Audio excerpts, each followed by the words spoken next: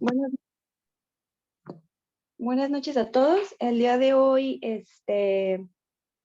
me toca exponer herpes zóster en el adulto mayor y primero mi nombre es Diana y antes que nada, antes de iniciar la sesión, vamos a comenzar con un caso clínico. Entonces, es una paciente femenino de 68 años de edad, quien es jubilada, vive con su esposo, tiene antecedentes personales de inmunizaciones completas, no tiene toxicomanías y tiene con-B negativo. De antecedentes personales, la paciente tuvo varicela en la infancia, tiene artritis reumatoide, hipertensión, diabetes. Ella presenta una arritmia en la cual no está especificada. Presenta regurgitación tricuspidia leve, alergia a ibuprofeno y de medicamentos actuales tiene metformina, losartán y toma metrotexate. El motivo de atención es porque la paciente presenta dolor y prurito en tórax izquierdo. Entonces, hasta aquí ¿les llama algo la atención? ¿O un factor de riesgo que vean en nuestra paciente? Las alergias. Pues ¿Vale? el inmunocompromiso que tiene por la artritis reumatoide y pues la diabetes principalmente. Okay. Y bueno, que tuvo la primera infección por varicela. Ok, muy bien. Entonces, tenemos que la paciente el 1 de octubre empieza con cefalea parietal derecha, dolor auricular y otalgia bilateral. Ahí no se ve, ¿verdad? Listo. Bilateral, ella presenta dolor punzante, opresivo y menciona que tiene una sensación de toque eléctrico en el cual menciona que es intensidad 10 de 10. Fue con un médico particular y el médico le receta paracetamol con tramadol y ella menciona que tiene una disminución parcial en cuanto al dolor. El día 2 de octubre empieza a aparecer eritema, edema y ámpulas. Aquí tienen alguna impresión diagnóstica. Es que ahí se me fue, pero hasta el día 2 de octubre, ¿alguna impresión diagnóstica o ustedes en qué sospecharían?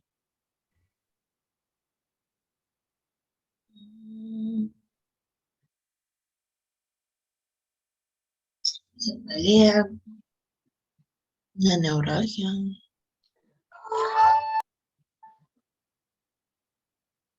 Ok. Bueno, ella vuelve a acudir con su médico y ella menciona que le dieron un antibiótico. No sabemos qué tipo de antibiótico fue el que tuvo esta paciente. Y aparte le recetaron AINES. Ella en ese momento recibió aciclovir 200 miligramos, tabletas, o una cada 8 horas y se le dio una dosis única de dexametasona, solamente 8 miligramos. Aquí pues ya empiezan a sospechar de herpes zóster por las características clínicas.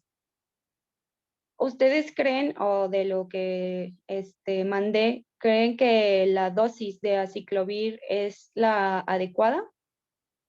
¿O cuál sería No, como no la es adecuada. Ok, muy bien. Bueno, más adelante vamos a ver como las dosis. Y el 5 de octubre, nuestro paciente empieza a desarrollar lesiones vesiculares confluentes en el labio superior, en la punta de la nariz, mejilla derecha y región periorbital ipsilateral. Y además presentó edema palpebral. Se decidió su hospitalización por el dolor intenso que la paciente tenía y se le agregó fluoxetina, se le dejó 20 miligramos cada 12 horas.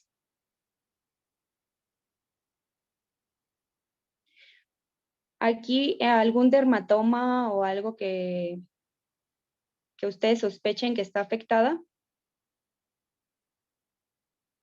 ¿Qué dermatoma estaría afectado? Si es el labio superior, la punta de la nariz, la mejilla derecha y la región periorbital ipsilateral. Pues más que dermatoma, más bien es la región del trigémino. Ajá, Pues, bueno, perdón, sí, sé la región son las del ramas del del trigémino. trigémino. Ajá. ¿Y cuál crees tú que está afectada? Pues dijiste, es la oftálmica, ¿cómo se llama? Pues prácticamente están las tres. Bueno, mencionaste las tres, creo. Ok, bueno, ahorita en esta paciente el día 6 de octubre se comenzó con lesiones mielicéricas, con dolor urente, en el cual mencionaba que era 10 de 10, y de tratamiento se le dejó gabapentina 300 miligramos, más aciclovir 400 miligramos cada 8 horas. El día 8, por la lesión que presentaba a nivel palpebral, se decidió valoración por oftalmología, en el cual pues no se pudo realizar la valoración, ya que la paciente presentaba un edema palpebral importante. Ay, es que no avanza, perdón. Un edema palpebral importante. Y aquí es cuando se decide subir la dosis hasta ciclovir 800 miligramos 5 veces al día. En la hospitalización, la fluoxetina se sube a cada 12 horas y en ese mismo día se hace la valoración por clínica del dolor, y clínica del dolor es el que ajusta el tratamiento para ciclovir y para la fluoxetina. En ellos y por parte de oftalmología, descartan que la rama oftálmica esté dañada, y en esta paciente se le diagnosticó que la rama 2 es la que estaba afectada. La paciente tuvo en su internamiento intolerancia a la vía oral, y aquí es cuando se decide pasar el aciclovir a vía intravenosa, y se deja como tratamiento amitriptilina 25 miligramos vía oral. ¿Ustedes creen, si es una paciente de 68 años, mujer, que tiene una arritmia no especificada, ustedes le darían la amitriptilina?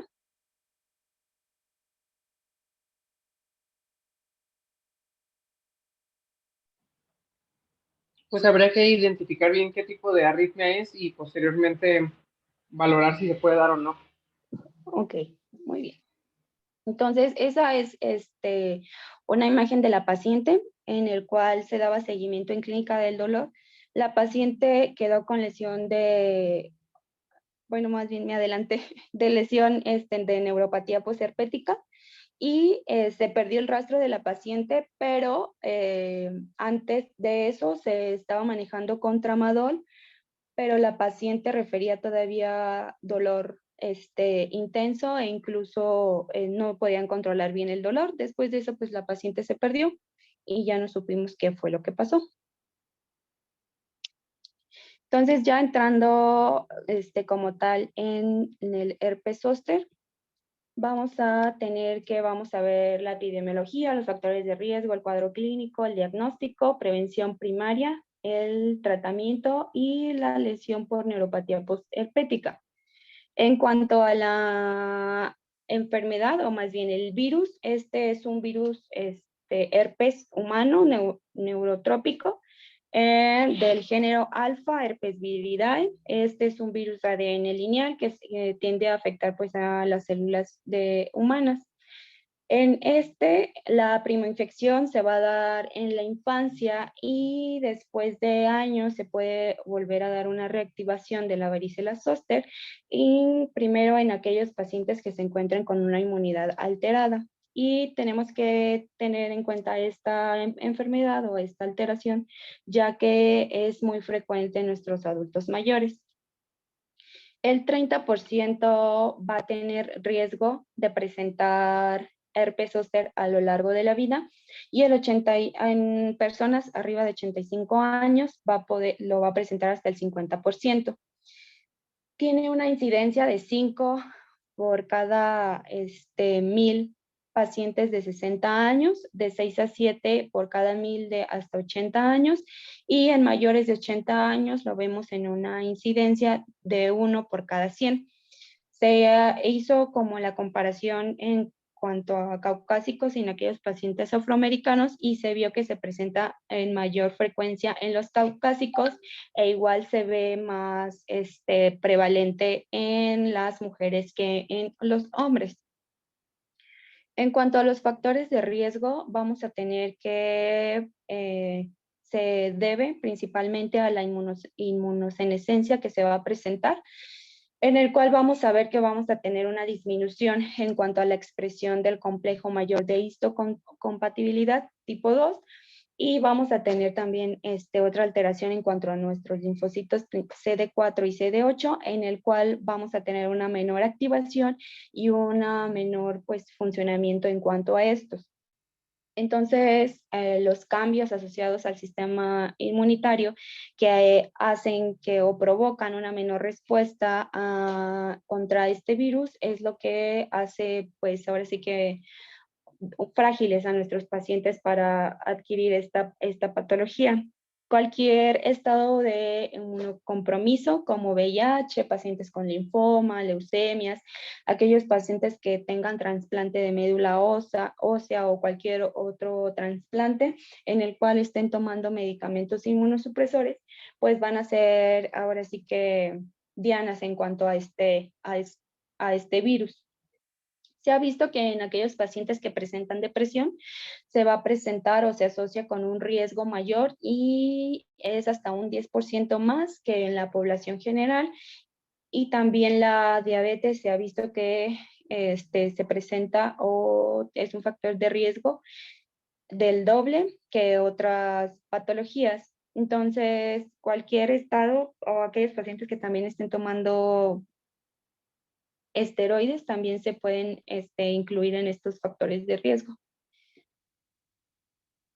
En cuanto a la fisiopatología, pues vamos a tener que es una infección primaria de este virus que principalmente o generalmente se da en la infancia, y va a entrar en un periodo de latencia en los ganglios, puede ser en los ganglios o nervios afectados.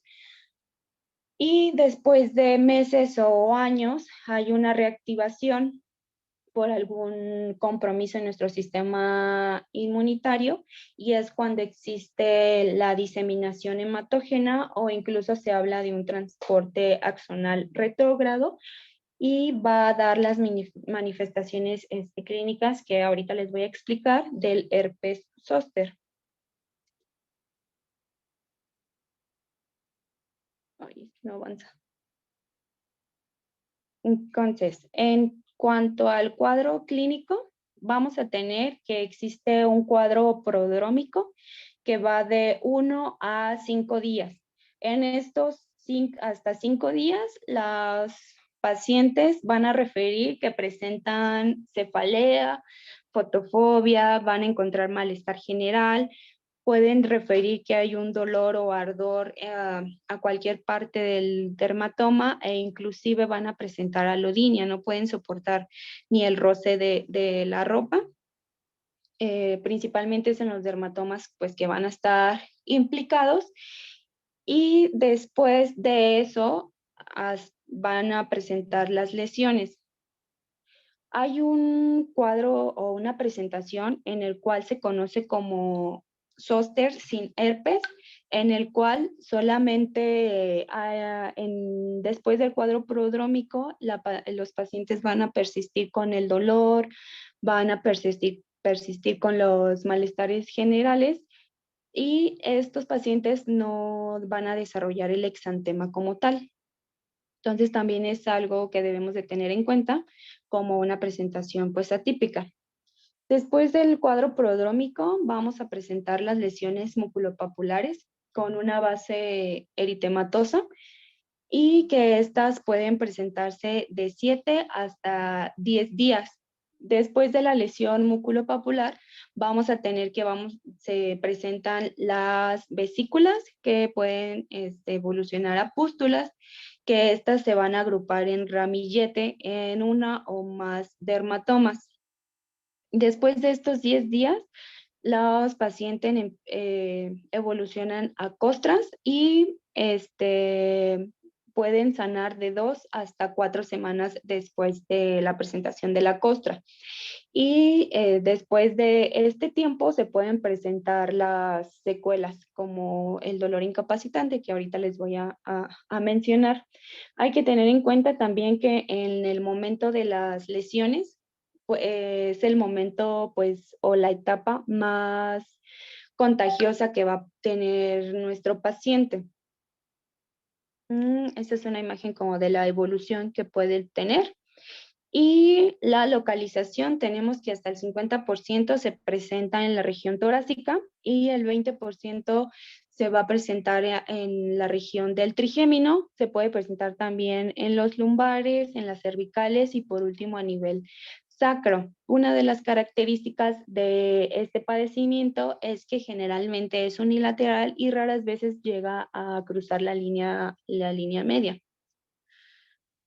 En nuestros adultos mayores es importante identificar porque en aquellos pacientes arriba de 70 años se describe que hay presentaciones atípicas en el cuales pueden haber lesiones pequeñas, solamente en parche, en el cual solamente se queda en lesiones maculopapulares, no va a progresar como el cuadro clínico como tal, como una evolución natural, y nos podemos ir hasta el extremo en el cual vamos a presentar erupciones extensas y las lesiones suelen presentarse pues necróticas o hemorrágicas, que esta también es un marcador de riesgo o un marcador para hospitalización de nuestros pacientes. Entonces hay que tenerlo también muy en cuenta. Otra presentación es el herpes zóster, el herpes oftálmico, en el cual se presenta del 2.5 hasta el 20% de los pacientes. Y en el grupo de más de 85 años tenemos que se presenta hasta en un 9%. Generalmente pues afecta la rama oftálmica del trigémino y cuando estemos haciendo la valoración de nuestros pacientes, hay un signo que se llama el signo de Hutchinson, en el cual va a presentar las lesiones principalmente en la punta de la nariz, y si hay afección en la punta de la nariz, es muy alto la probabilidad de que nuestro paciente presente compromiso ocular. El herpes oftálmico puede cursar con lesiones periorbitales, pueden presentar quemosis, queratitis, puede haber ulceración corneal y esta se considera que es una urgencia oftalmológica, ya que nuestros pacientes pueden llegar a perder la visión. Hay otra presentación o otro síndrome que es el síndrome de Ramsay-Hunt, en el cual va a haber afectación del par craneal 7, en el cual va a presentar nuestro paciente parálisis facial ipsilateral con lesiones en el meato auditivo externo y en la membrana timpánica, o en los 2 tercios anteriores ipsilaterales de la lengua y el paladar duro. E igual también esta se considera otra razón para hospitalización, ya que igual nuestros pacientes pueden llegar a complicaciones y a perder la audición. Hay otra presentación que es el herpes zóster múltiple y el diseminado, que el múltiple se considera que son lesiones típicas, las cuales van a comprometer 2 o más dermatomas que no van a estar contiguos, y el diseminado, que se considera que son más de 2 dermatomas contiguos o distantes, en el cual va a presentar más de 20 vesículas por fuera del dermatoma inicial e incluso puede haber compromiso visceral. En cuanto al diagnóstico, principalmente nosotros debemos de hacer el diagnóstico clínico con solamente ver la presentación prodrómica, las características clínicas que nuestro paciente se está describiendo, e incluso en la historia clínica o en la exploración física que nosotros estemos realizando, es que se debe de hacer este diagnóstico clínico y nosotros debemos de sospecharlo e incluso debemos de iniciarle tratamiento. Solamente en aquellos casos que nosotros tengamos sospecha o que tenga una presentación atípica, es cuando nosotros podemos mandar a hacer estos estudios. Y como estándar de oro tenemos pues la PCR, en el cual tiene 95% de sensibilidad y 100% de especificidad, y tiene la ventaja que podemos tener el resultado de 24 a 48 horas. Este puede ser pues no invasivo, incluso con solo tomar la muestra de las lesiones cutáneas que nuestro paciente tenga, nos va a ayudar a detectar el ADN del virus. También tenemos la inmunofluorescencia directa, en el cual tiene 76% de especificidad y 82% de sensibilidad, e igual tenemos el resultado en 24 horas. Tenemos el cultivo, que tiene 100% de especificidad y del 40 al 70% de especificidad, solamente que lo malo es que en el cultivo pues se tarda de 1 a 2 semanas para tener el resultado. Y tenemos un frotis, que pues la tenemos ya desde 1947, tiene una sensibilidad del 50 al 80%, y en esta pues vamos a detectar la presencia de células gigantes multinucleadas e inclusiones intracelulares, solamente que en esta pues no vamos a poder distinguir del herpes virus simple y de el virus de zóster.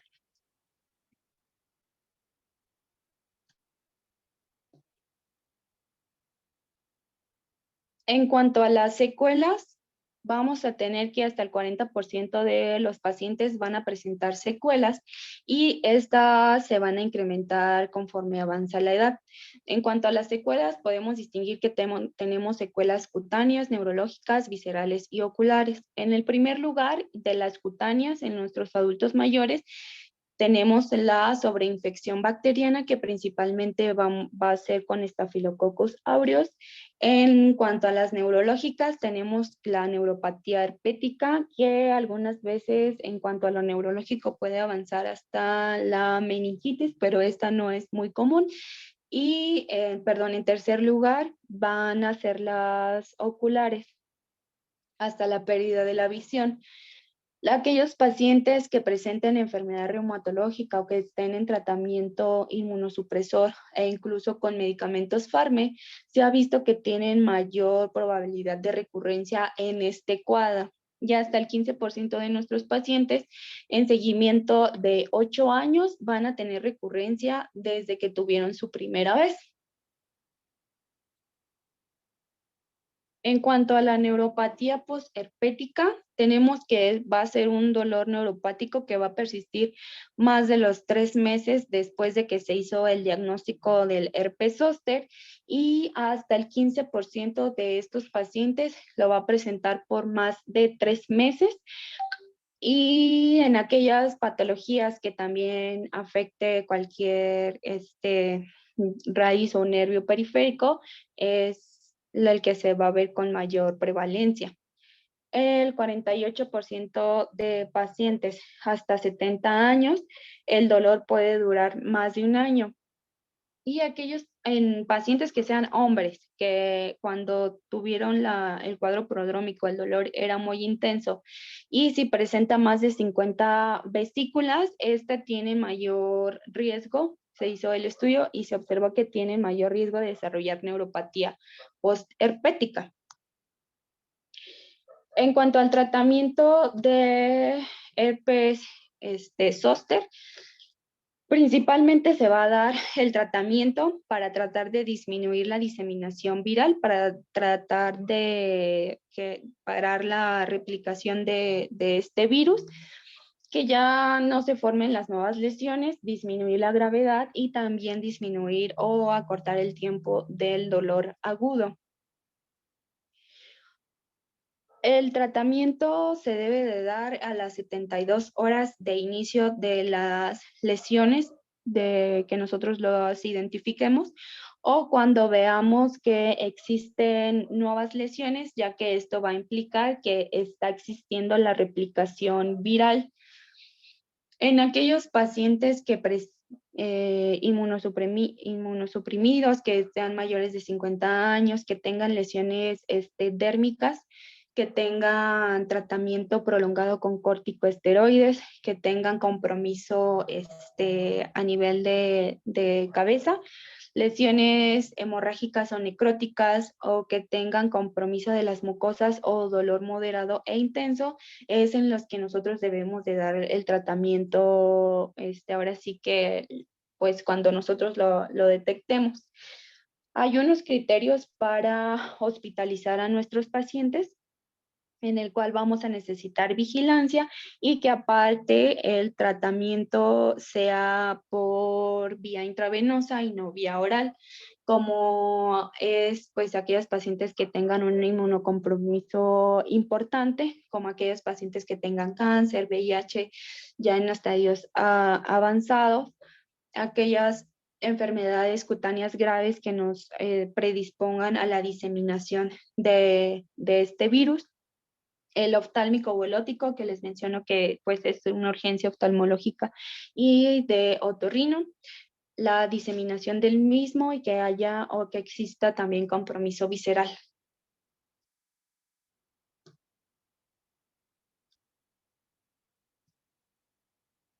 En cuanto al tratamiento, se conocen los análogos de los nucleósidos, que en estos nos van a ayudar a inhibir la replicación del virus, ya que va a interferir en el ADN polimerasa.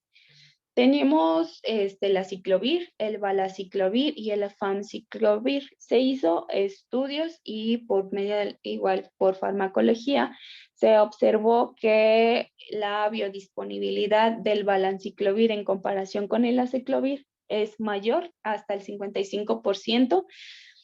Y también se observó que hay una reducción de la neuropatía posherpética hasta el 27% en comparación con el aciclovir, de hasta el 14%. Se observó que hay menor frecuencia de interacciones farmacológicas y de reacciones adversas, por lo que se recomienda que se utilice valaciclovir y famciclovir antes que el aciclovir, pero pues nosotros sabemos que nuestro medio, porque el aciclovir pues es menor costo a nivel institucional, pues nosotros lo adoptamos como de primera línea. Pero si nosotros tenemos la capacidad o nuestros pacientes pueden adquirirla, pues se va a preferir el valaciclovir y el famciclovir. Estos medicamentos se tienen que ajustar a la función renal, y en nuestros adultos mayores también debemos de estar evaluando y se debe de siempre utilizar la dosis mínima tolerada. En cuanto a la dosis del valaciclovir, podemos utilizar 1 gramo 3 veces al día, y el aciclovir lo podemos subir de hasta 800 miligramos 5 veces por día, y el tratamiento se debe dar de 7 a 10 días. Se ha visto hay unos artículos en los cuales se describe el uso del antiviral más el esteroide en aquellos pacientes que tengan dolor agudo, y lo que se trata de hacer es disminuir el dolor y también disminuir o acortar el tiempo de su presentación, pero se ha visto que esta no va a reducir la incidencia de la neuropatía posherpética, ni tampoco va a reducir la duración de la misma, por lo que ya pues que el uso pues queda ahí como controvertido. Hay unos que sí lo usan y hay otros que no lo usan, y algunas veces pues no lo recomiendan. En cuanto a los pacientes que tengamos hospitalizados y les recomendemos el aciclovir intravenoso, la dosis es de 10 miligramos por kilo cada 8 horas, y si tienen afección visceral o algo de compromiso neurológico, se recomienda la dosis de 15 miligramos por kilogramo cada 8 horas por 21 días. En cuanto al tratamiento de la neuropatía posherpética, tenemos que hacer como el escalón, y de si el paciente presenta dolor leve, se recomienda que se utilice paracetamol.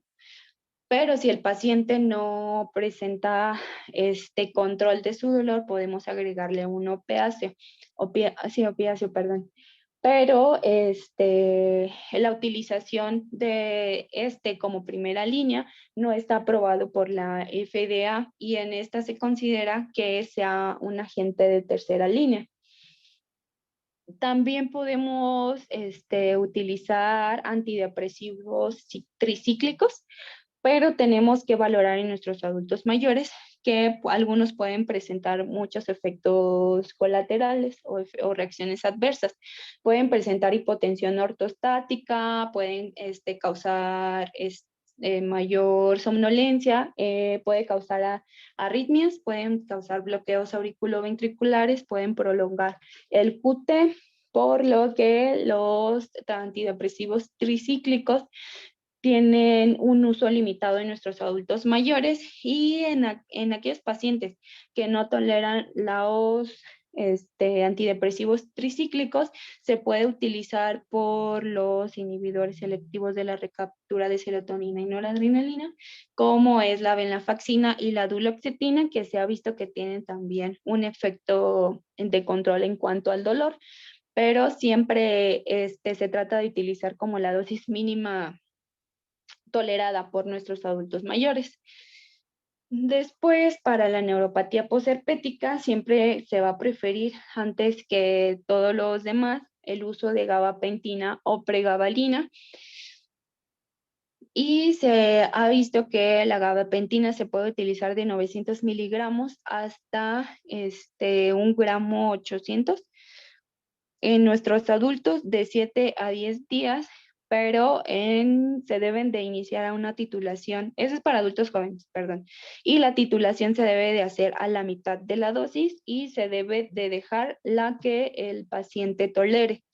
En cuanto a la pregabalina, se debe de usar de una dosis de 150 a 600 miligramos al día. Esta se ha visto que tiene menos interacciones y tiene mayor eficacia en cuanto al dolor. De los efectos que podemos encontrar es que nuestro paciente puede presentar mayor somnolencia, puede existir alteraciones de la marcha.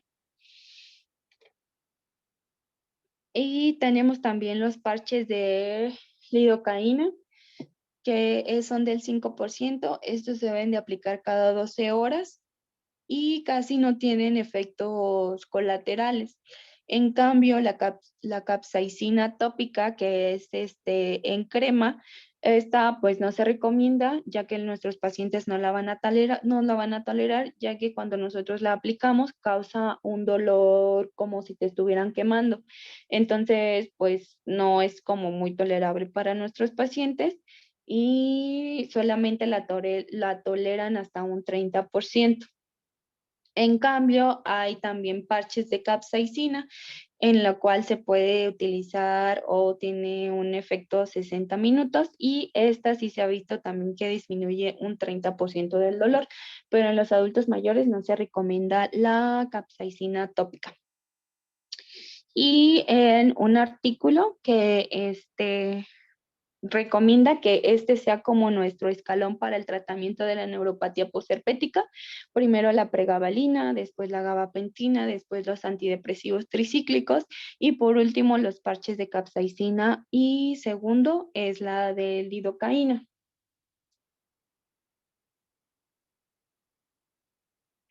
Aquí les puse los medicamentos que se utilizan en la neuropatía posherpética. Ahí vienen como las dosis, los efectos adversos que pueden presentarse en cada uno de ellas y algunas interacciones que pueden tener con algunos medicamentos que estén utilizando los pacientes. Y también, esas son dos. En cuanto a la prevención primaria, tenemos que generalmente se utiliza para disminuir la incidencia, para disminuir el tiempo de duración de presentación del herpes zóster, para pues disminuir la presentación atípica de nuestros pacientes. Tenemos principalmente dos. Una vacuna viva atenuada y una vacuna adyuvante recombinante, que es la Shingrix. Y la de la vacuna viva atenuada es la Zostavax. De esta, la Zostavax, se recomienda en personas mayores de 50 años. Es 14 veces más potente que la que nos ponen en la infancia. Y se ha visto que en personas mayores de 60 años se ve que tenga una reducción de hasta el 51% de la incidencia del herpes zóster y disminuyó el 66% de la neuropatía posherpética. Y la carga viral la disminuyó en un 61%. Esta es una dosis única y en la especificación dice que tiene hasta protección por 10 años. Esta vacuna se puede administrar con la vacuna de neumococo, pero no se puede replicar con la del sarampión. Ay, perdón. Esta vacuna está contraindicada en personas que presenten alergia, en mujeres embarazadas y en pacientes que acaban de ser trasplantados, en aquellos pacientes que han recibido antivirales en las últimas 24 horas y se debe de esperar hasta 14 días de la vacuna para prescribir antivirales.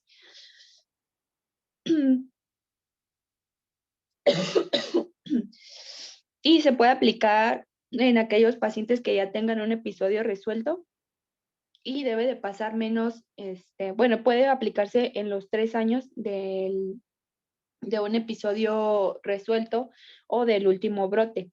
Los efectos colaterales del Zostavax es dolor en la punción, cefalea, e incluso pueden presentar eritema. En la vacuna del Shingrix, esta nos ayuda a la activación de la inmunidad innata y adaptativa. Tiene una eficacia de hasta el 91% para la prevención de herpes zóster. Y en los estudios se vio que disminuyó la incidencia de la neuropatía posherpética hasta los 4 años de la presentación del brote. Tiene una protección de hasta 9 años y esta son 2 dosis y se puede aplicar con diferencia de 2 meses y no más de 6 meses desde que se aplicó la primera. En esta, pues igual se recomienda que sean adultos mayores de 50 años y de los efectos colaterales que nos menciona es igual, eritema, dolor, fiebre y algunos pacientes pueden presentar efectos gastrointestinales.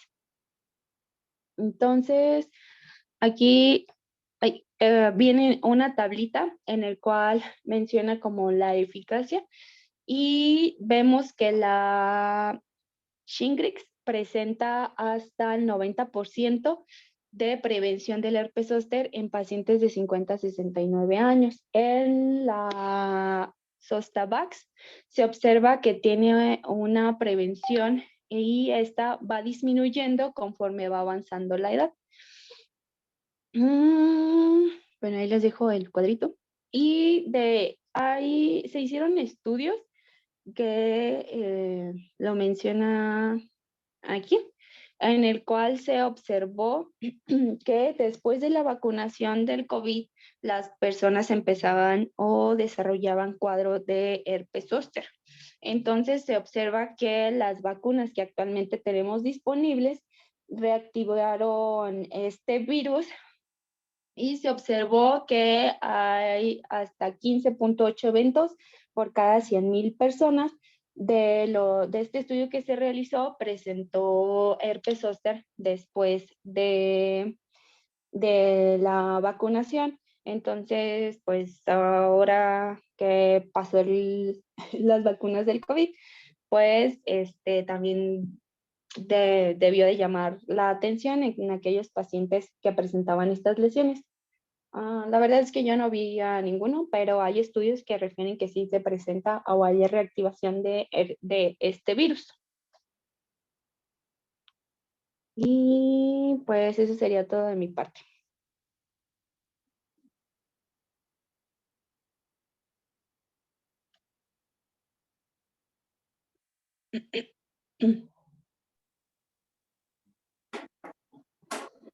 Muy bien. A ver, esperamos entonces las preguntas o comentarios.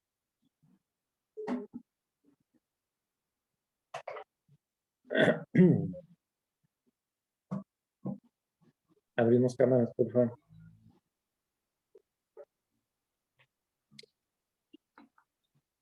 Pues yo solo quiero puntualizar dos cosas.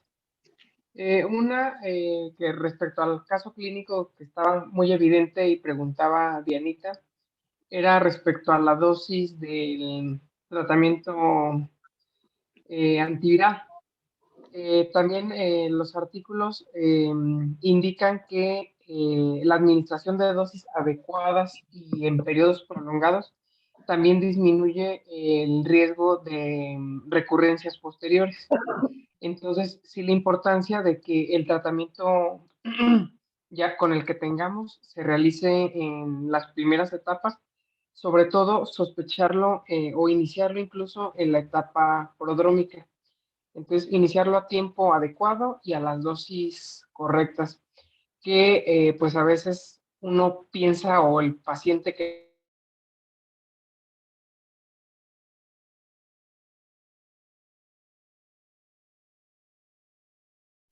Perdón, ya no oí, como que se quedó congelada la imagen.